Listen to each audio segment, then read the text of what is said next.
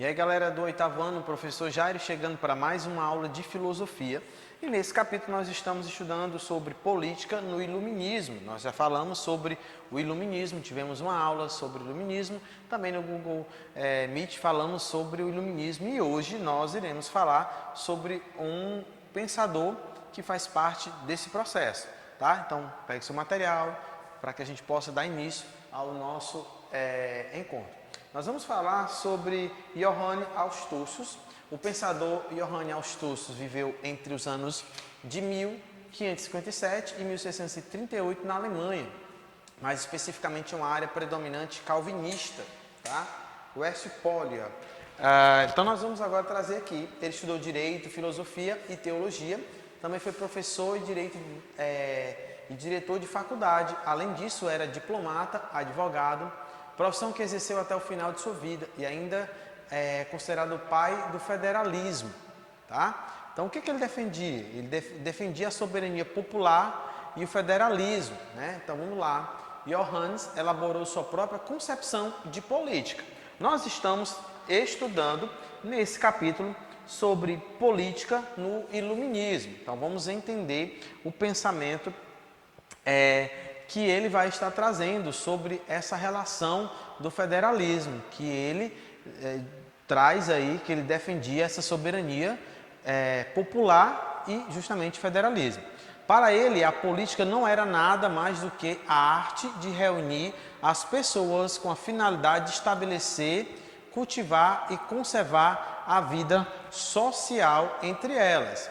Então, nós estamos falando, tá, de um pensador de 1557 e ele veio até 1638 na Alemanha. Então ele tinha lá uma predominância calvinista e ele estudou Direito, Filosofia e Teologia. Então nós vamos estar trazendo aí um pensamento sobre a política baseado nele, né, no Johannes. Então vamos lá trazer outras informações. Bem, ainda é considerado o pai do federalismo. Então, o texto, como eu já tinha lido para vocês, vai fazer uma referência, dizer que ele justamente elaborou sua própria concepção de política. Então, o que ele vai dizer? Ele diz o seguinte, baseado na concepção política dele. Para ele, a política não era nada mais do que a arte de reunir as pessoas com a finalidade de quê? De estabelecer, cultivar e conservar a vida social entre elas. Então aqui ele traz justamente a sua definição, que é uma definição aonde as pessoas estariam ali próximas, né? Elas estariam cultivando entre si, conversando entre si, né? Conservar a vida que eles têm, a vida social, né, dessas pessoas.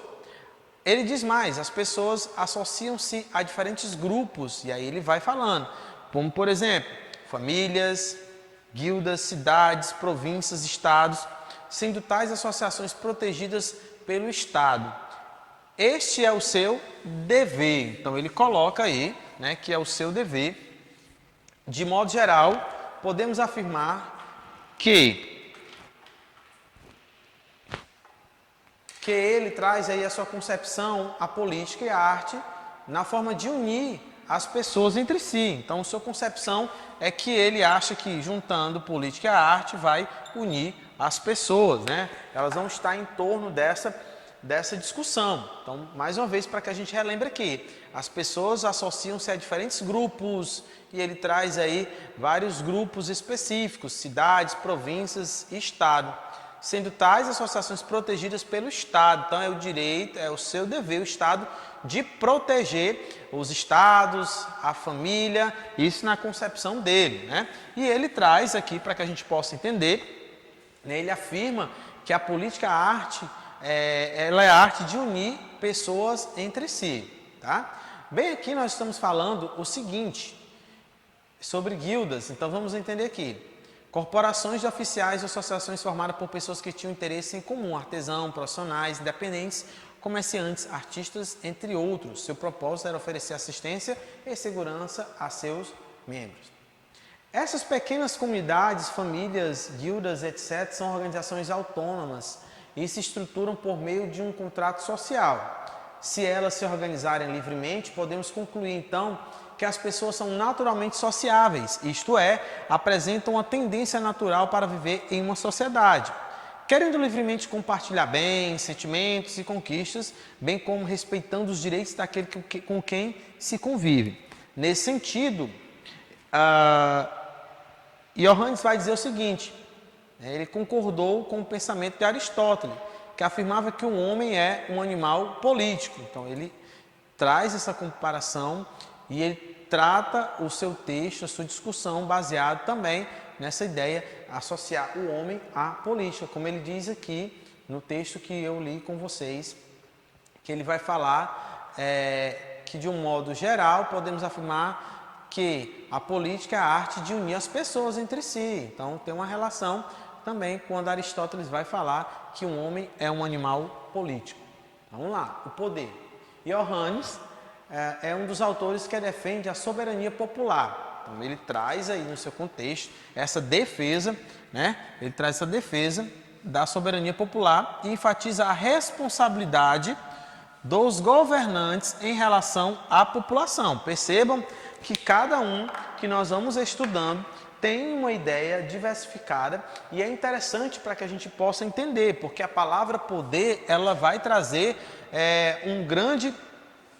podemos dizer que ela vai trazer um grande impulsionamento para as discussões. Então, cada um vai ter uma visão acerca do poder. Então, ele vai dizer que ele defende a soberania popular e ele enfatiza a responsabilidade dos governantes em relação à população.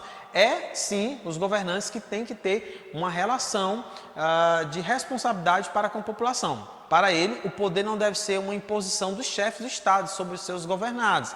Ele não pode vir de cima para baixo como se nascesse daquele que é o governante. Ao contrário, ele diz que o poder segue o caminho oposto. Da base, ele vai dizer ao contrário. Ele vai dizer que é da base, olha aqui, da base para o topo.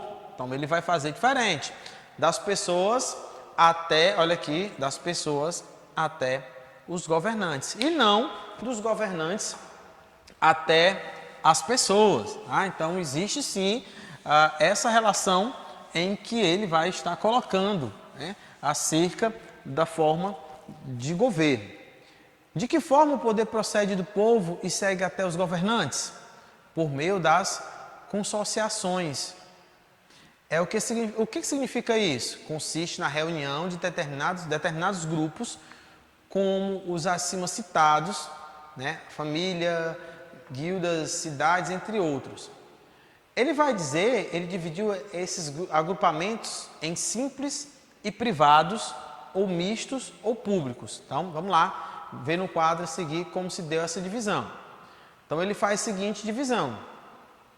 Consociações, simples ou privado, vai ser conjugal, parentes e colegas. Misto ou público, a união de todas ou de muitas das consociações simples para construir um sistema público. Então, vai estar dentro disso, conjugal, parentes e colega. Com base na organização do quadro acima, podemos perceber a importância de que este filósofo deu aos grupos, bem como a posição que o indivíduo ganhava em seu pensamento. Para ele, o indivíduo não deveria agir sozinho, mas integrado a um grupo, pois a associação apresenta força maior do que o indivíduo. Então, ele está aqui inserido dentro de um contexto, né, associável. Né? Ele vai estar dentro do contexto associável e ele acredita que quanto mais existe essa associação, melhor é o processo, né? Melhor é a forma como a força vai surgir. Né? Então, apresenta força maior do que só um indivíduo. Então, vamos lá. Ele também vai dizer que os governantes, né, que o governante não é um ser soberano, uma vez que não detém todo o poder e não deve subjugar as pessoas sob o seu cargo. O poder soberano pertence ao povo, olha que interessante, tá? Ao povo e ao governante, ou a todos aqueles que pertencem ao governo, bem como representa os grupos de associações, seus desejos e sua vontade.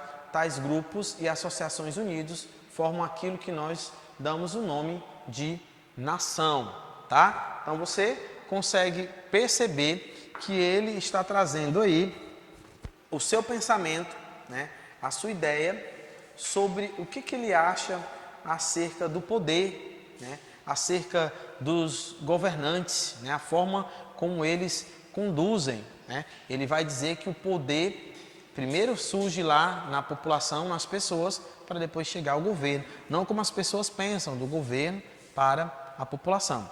Bom, agora nós vamos falar um pouquinho sobre o federalismo, né? Na visão dele. O que ele diz? Vamos lá, pega seu livro aí, dando continuidade, né? Johannes diz o seguinte, defendeu a ideia de que as associações reunidas, criadas livremente pelos indivíduos, devem lutar para defender os seus interesses, né? Os direitos e os deveres de seus associados, o que ele chamou de federalismo. Para o filósofo, não existe política em um único indivíduo, mas sim nestas organizações. Austus afirmou que os indivíduos devem se reunir ou se unir a estas organizações para lutar por seus direitos. Contudo, isso não se configura como uma obrigação, pois ao mesmo tempo em que afirma que a política existe unicamente nos grupos, Austus também não obriga os indivíduos a nada, uma vez que a liberdade de cada pessoa deve ser respeitada. Então ele vai justamente trazer essa relação. Então nós vimos aqui que hoje nós falamos sobre Johann Austus, que é um pensador que traz aí justamente a sua ideia, a sua concepção de política. E nós vimos aqui que ele diz justamente que na sua concepção o poder vem do povo para o governo e não do governo para o povo. Também trouxemos aqui uma ideia sobre o federalismo, que ele coloca que justamente a necessidade das associações, dos grupos estarem reunidos para começar a pensar em si. Eu vou ficando por aqui, um forte abraço, até o nosso próximo encontro.